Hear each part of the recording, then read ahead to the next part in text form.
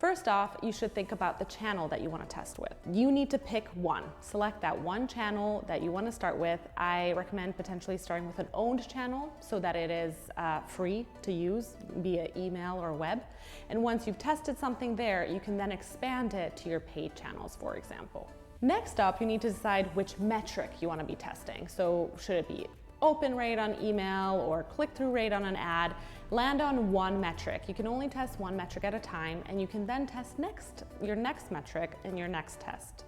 The important thing is to always think about testing one variable at a time, testing one metric, one channel, and then you can take those learnings and apply it to the channels that you haven't tested yet. And then the most important part of this really is to decide what your budget is for testing. I recommend that you have a testing marketing budget put aside, and this way you don't feel pressure to make sure that you're yielding results, because your results could be that it doesn't work, or that it does work, or that you could become even more efficient if you change something about it.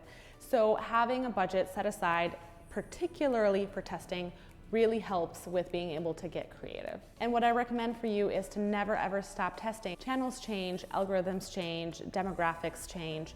You want to make sure that you consistently test, because that is your road to growth.